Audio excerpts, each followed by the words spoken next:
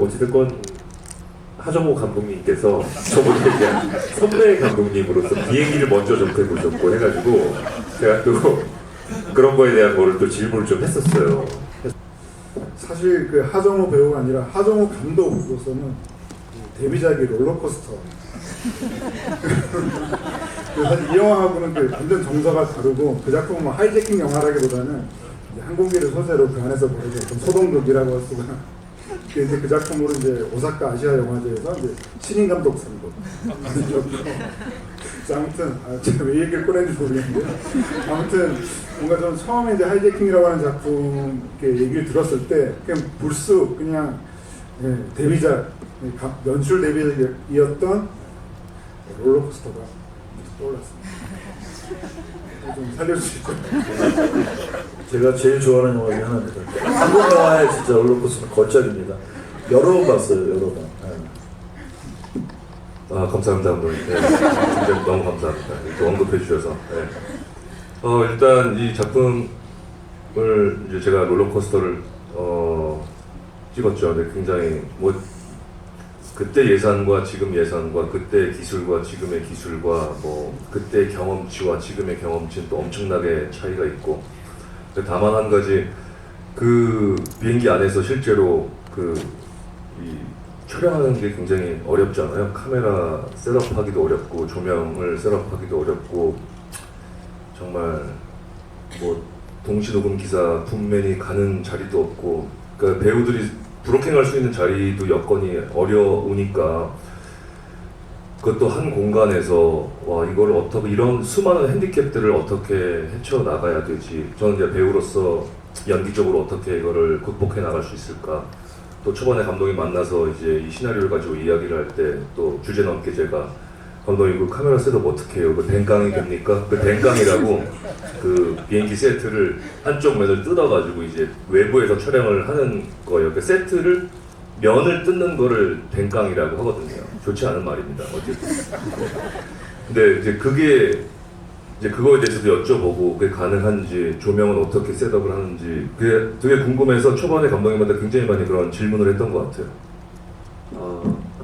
어찌됐건 하정우 감독님께서 저보다 그냥 선배 감독님으로서 비행기를 먼저 접해 보셨고 해가지고 제가 또 그런 거에 대한 거를 또 질문을 좀 했었고 이미 또 경험을 해보셨기 때문에 그런 거에 대한 오류나 어떤 실수를 또 반복하지 않게 또 얘기도 해주시고. 근데 저는 또 이제 처음 해보잖아요. 그러니까 처음 해보는 사람들은 항상 같은 실수를 반복합니다. 제가 느끼기에.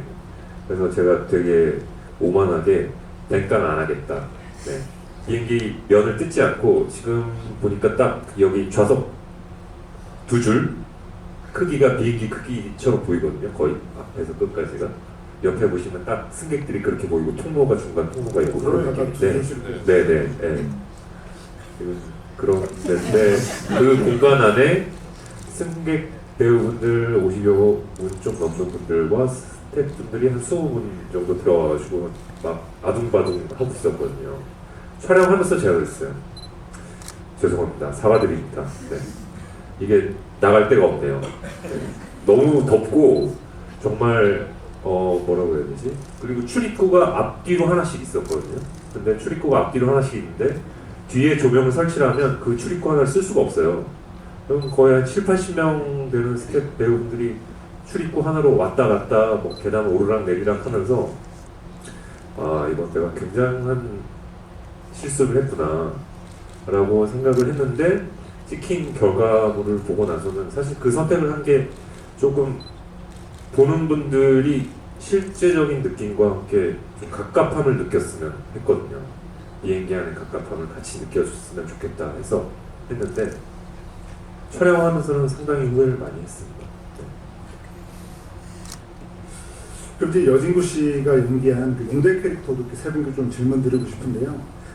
저는 이제 이 페인 역의 캐릭터를 보면서 그 클린트 이스트우드 감독의 설리 허드슨 강의 기적에서 이제 사람들을 살리기 위해서 그 뉴욕 허드슨 강에 이제 불시착해서 사람들을 다 살려냈던 톰 행크스가 떠오르는 그런 캐릭터였고, 그리고 이제 용대 같은 경우는 사실 그 하이제킹 이런 영화 중에서 또 가장 또 명작 중에 하나가 그 에어포스원이잖아요. 그 에어포스원에서 그 게리 올드만이 연기했던 그 악당 연기는 이후에 만들어지는 수많은 하이제킹 영화에서 어떤 그 모델이 됐다라고 할 만큼 되게 인상적인 그 연기를 보여주셨는데, 저는 이번에 그 여진구 씨가 거의 뭐 그런 게리 올드만급의 그런 뭐 멋진 연기를 선보이셨다는 생각이 들고, 그러면서 한편으로는 저는 이 하이제킹이라고 하는 영화의 가장 좀 남다르고 독보적인 지점이 어떤 거냐고 하면, 역시 그 이제 항공기를 납치하거나 인질을 삼는 그런 그 빌런이 대부분은 뭐 테러리스트라던가 뭐 그런 사람들이 많거든요.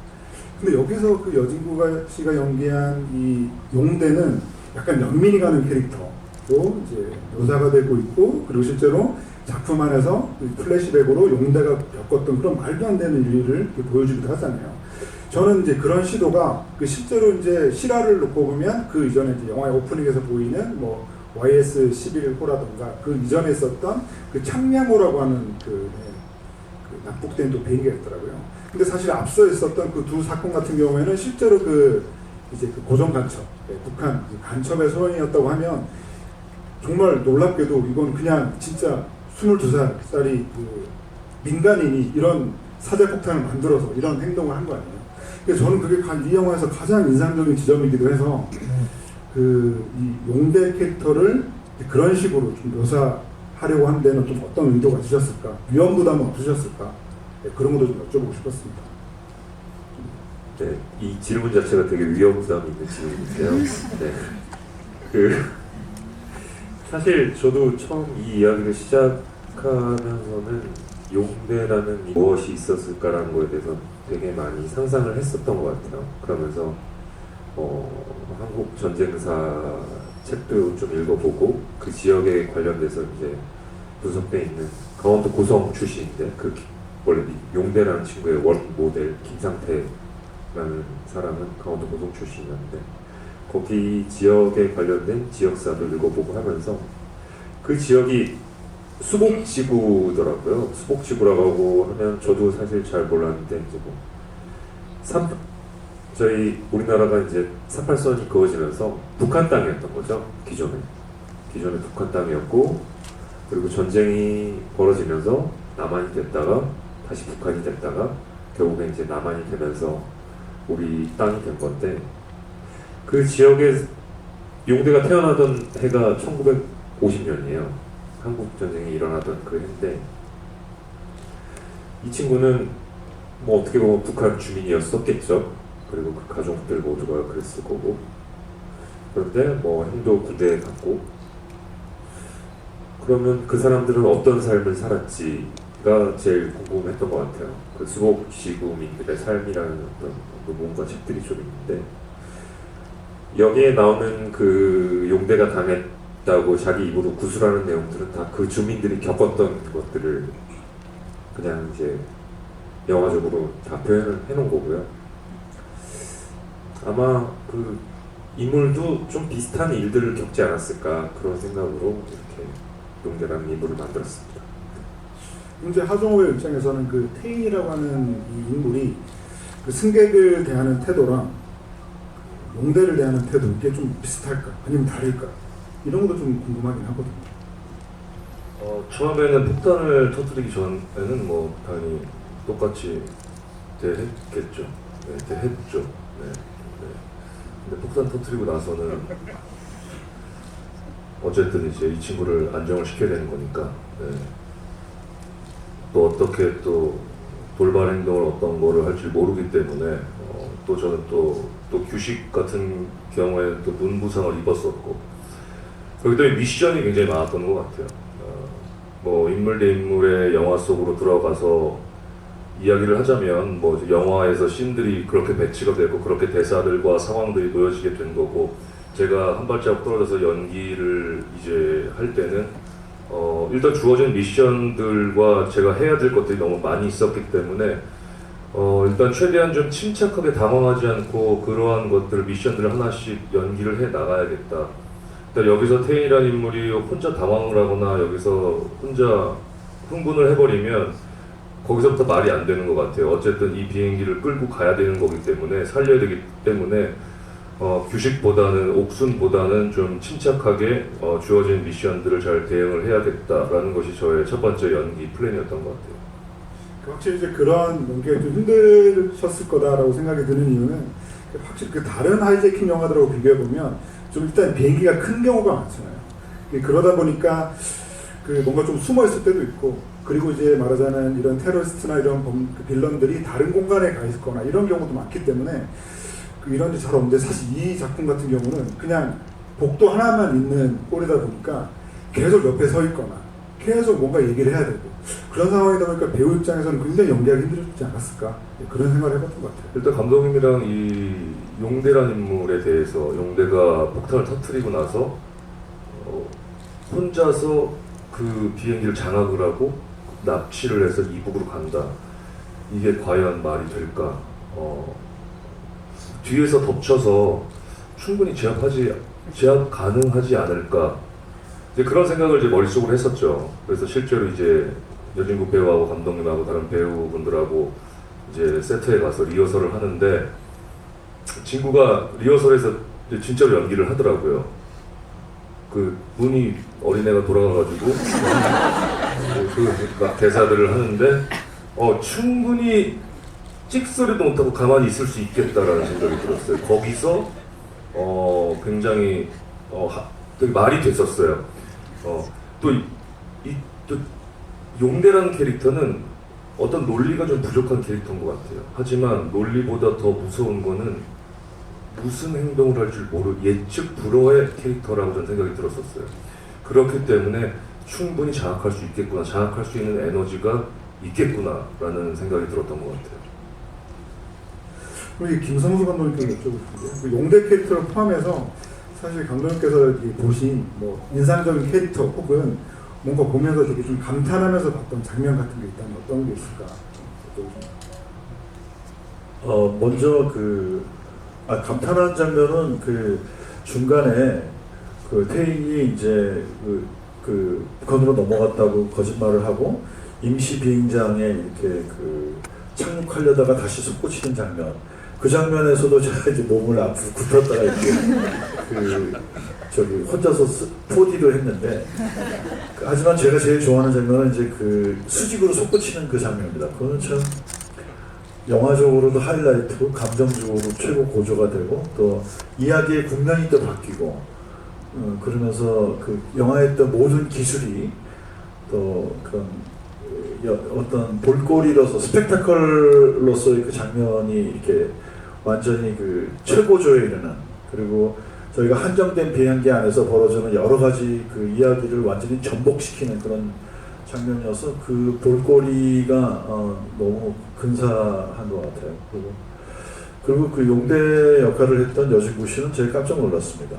저 젊고 좀 이렇게 어리다고만 생각했던 배우인데 저렇게 힘이 있는 배우인가? 이게 배우들이 이렇게 이제 저가 좀 제가 이렇게 거칠게 표현하면 힘이 있는 배우들이 있거든요. 하정우 씨, 또 뭐 송강호 씨, 황정민 씨 이런 기본적으로 그런 열정과 에너지가 넘치는 배우들은 이제 그 배우를 화면에서 보는 것만으로도 우리가 막 그냥 에너지를 느낄 수 있잖아요. 근데 여진구 씨한테 그런 모습이 있다라는 게 되게 저한테는 새로운 발견이고, 저렇게 기운찬 연기를 그냥 끝까지 밀고 나가는 에너지가 있구나라는 거에 놀라있고, 아마도 아까 제가 잠깐 여기 오기 전에 질문했는데 하정우 씨는 우리가 영화 속에서 하는 굉장히 항상 강력하고 거대한 남자잖아요, 이미지가. 그래서 아마 하정우 선배하고 연기하기 위해서 더 이렇게 몸도 키우고 목소리나 분장이나 모든 면을 이제 맞서는 역할로 하지 않았나 싶은데, 저는 그 두 강력한 캐릭터의 충돌보다도 제가 더 이 영화를 좋게 보고 또 감동받은 장면은 사실은 아까 우리 주정철 선생님께서 말씀하신 알량한 휴머니즘이라는 바로 단어에 이 영화의 핵심이 있다고 생각해요. 그러니까 아까 하이제킹은 일종의 장르라고 이야기했지만 그 장르 영화가 갖고 있는 그런 전형적인 비행기 테러나 이런 식으로 가지 않은 그런 영화여서 좋았어요. 근데 아마도 그게 저는 이게 실제로 벌어진 일을 그대로 다루기 때문에 장르적으로 이야기를 막 바꾸기보다는 진짜 이것이 이 현실에서 일어났던 사건이라는 거에 그 영화를 만드시는 분들이 되게 주목했던 것 같고, 그 제가 왜 휴머니즘이라는 말씀을 드리냐 하면 이 영화 속에 등장하는 그 수많은 승객들도 처음에는 그냥 이렇게 그 당시에 있을 법한 어떤 사람들, 그리고 주인공들 뒤에 포착되는 그냥 그 비행기에 같이 탔던 그냥 어떤 그 선남선녀, 어떤 사람 이렇게 묘사된다는 생각이 들었는데, 영화를 볼 때 보면 볼수록 뒤로 갈수록 인물들이 더 위기상, 더 극한적인 상황에 처하는데 뭔가 인물들이 더 차분해진다는 느낌을 받았어요. 그래서 이 사람들이 이런 그 하나의 운명 공동체로서 환란을 겪으면서 뭔가 성장하고 있다라는 좀 느낌이 들어요. 그러니까 이게 왜 이런 느낌이 드나 했더니 이 영화 속에서 그 태인이 영화 시작하면서부터 끝날 때까지 계속 고민을 하잖아요. 영화 맨 첫 장면 납북된 비행기 자기 실수가 아니었나라는 것 때문에 내가 맞는 판단을 했나? 아니면 내가 잘못했나? 그러니까 내가 어떤 결정을 했어야 됐지? 그 결정이 맞나 틀리나? 이거를 계속 고민하는 얼굴의 연속이라고 생각하거든요. 그런데 그 1년 지난 다음에 속초공항에서 그 비행기 안에서도 똑같은 상황이 생기니까 계속 태인은 그 고민을 하는 것 같아요. 나는 어떤 결정을 해야지? 지금 이 순간은 어떤 거지라고 하다가, 근데 마지막에 태인이 내린 결정이 저는 그 굉장히 공의로운, 그러니까 운명 공동체를 대표하는 사람으로서의 그 이타적이고 전체를 위한 선택을 하는 것 같았어요. 근데 그 반대편에 있는 용대는 그 사람도 이제 그 알량한 휴머니즘의 인간의 얼굴을 하고 있더라고요. 그런데 그 사람은 자기 개인의 사적인 분노와 사적인 욕망을 관철시키기 위해서 그거를 향해서 나아가는데, 그 반대편에 있는 태인은 이제 자기 자신에 대한 물론 이제 아내에 대한 걱정도 있고 하긴 하겠지만 전체를 어떻게 내가 책임져야 되나 이 생각을 계속 하다가 마지막에 그런 결정을 내렸을 때 마치 그 태인의 결정을 모든 그 승객들이 다 알고 있었다는 것처럼 마치 승객들도 굉장히 차분해지고 뭔가 어떤 그 커다란 환란을 통해서 깨달음을 얻은 사람들처럼 이렇게 느껴진다고 봤어요. 그래서 이거 영화는 장르 영화로도 굉장히 훌륭하지만 뭔가 그 사람들, 그러니까 그냥 소모적으로 어떤 캐릭터를 쓰지 않고 이 사람들의 운명 공동체를 책임지는 어떤 인간과 그 다음에 자기 개인의 어떤 욕망을 향해서 질주하던 사람의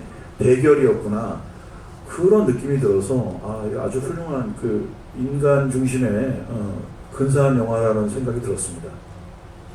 승객들도 함께 성장하는 것 같았다라고는 말씀이 좀 되게 인상적인데요. 그만큼 김성수 감독님 말씀에 대해서 혹시 두 분께서 혹시 뭐 덧붙이고 싶은 말씀 있으실까요?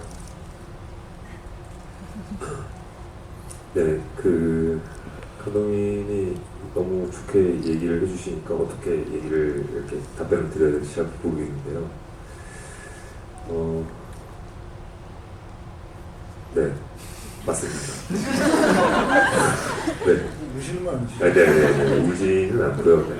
아까 잠깐 뭐 그런 위기가 있었는데, 네, 그렇지는 않고요. 그 감독님 얘기해 주신 것처럼 마지막에 태인이 어느 순간에 대해서 본인의 결정에 대한 확신이 들고 나서는 승객들도 같이 좀 따라줬으면 했어요. 사실 거기에서 더 겁에 질려서 울고 뭐 어떡해요, 죽네 사네 뭐 이런 이야기들도 할 수 있었는데, 그러지 않고 좀 더 차분한 모습을 좀 보여주기를 바랬고, 그 분위기가 보는 분들한테도 좀 전해졌으면 좋겠다고 사실 생각하면서 촬영을 했습니다. 그래서 역시 스승님 앞에서는 감출 수 없구나라는 걸 다시 한번 느끼는 자리였습니다.